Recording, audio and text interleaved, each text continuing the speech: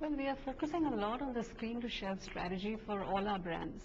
And the reason why we're doing that is because we've talked about how fragmented the entire media environment is and what challenges we are facing as marketers.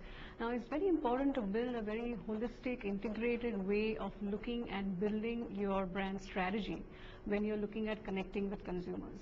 So the screen to shelf strategy really focuses not only on the media or the mediums of connect that we want to use across all our brands, but to really make sure that what we are delivering on air or across the mediums in terms of brand promise is actually being also lived with on ground as well. And one example I can give is that of Coke Studio. Coke Studio is our way of connecting with teens in India. And in Coke Studio, we are in the third season on this property where we bring the best of Indian talent when it comes to music on the same platform. And while the entire program has been so conceptualized that we have music directors and we have composers across the entire country all coming together on the same platform of Coke Studio, we are really leveraging that not only on air or on digital channels, but we are also leveraging it on our packs.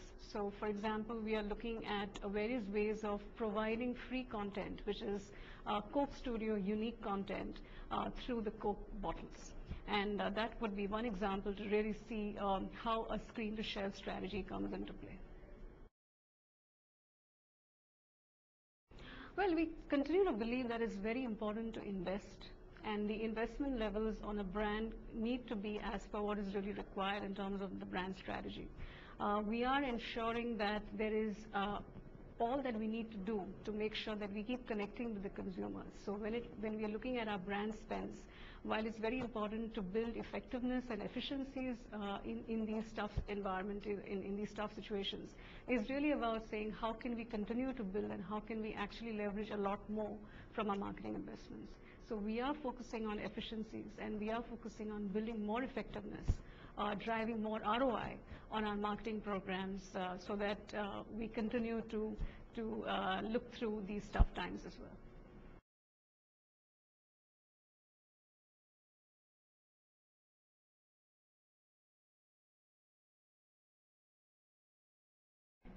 Well, in our case, content always drives the talent that is being used on our creative strategies.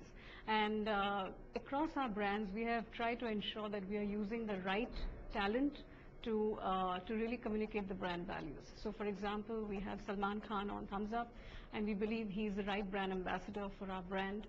We have Kareena Kapoor on Limca, and we believe that she is doing a fabulous job in terms of actually communicating on the brand values of Limca. In the case of Coke, we had Alia and Varun, and we actually had the trio to really see how we could connect with youth. So our last campaign really featured some of the upcoming actors in Bollywood, and we thought that this would be the right way to really connect on the Share a Coke message, which was the core of the entire campaign.